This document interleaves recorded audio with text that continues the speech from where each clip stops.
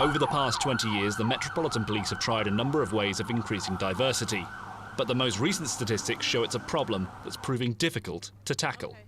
Exclusive figures obtained by London Live show despite almost half the capital's population being multicultural, only 11.7% of its police force is from a black, minority or ethnic background. A figure that's only risen 1% since 2012 and 6% in the last 10 years. So why are so few people from a black or ethnic minority joining? Experts say it's to do with the history of London. I do understand why there would be or could be some trust issues amongst young black people, because then we sort of go into that very contentious issue of stop and search, for example. Actually, in terms of the disproportionality on stop and search, young black boys, the story goes round. Hang on, do I really want to be part of that? Why would I want to join these people who are just stopping me or stopping my mates? City Hall officials say they're dedicated to addressing the disparity between police and population, citing new commitments and accelerated policies.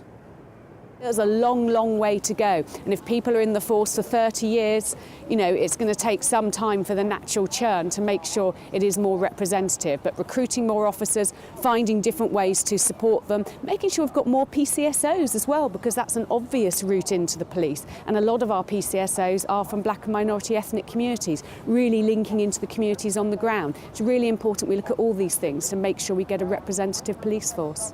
But while the London Assembly say they've been changing things, the most recent recruitment drive showed the Met is far below its targets, with only 18% of graduating candidates classified as BME in 2015, instead of a slightly more ambitious 40%.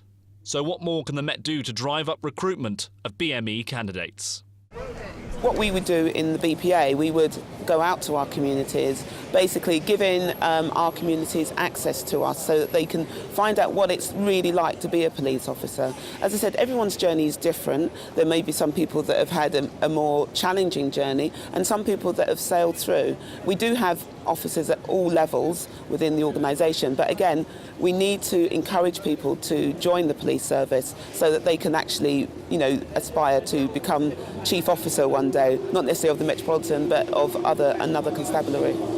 But with the recent figures showing a picture far from the way the Met wants it to be, they'll have to work hard to create a diverse police force reflecting a modern city.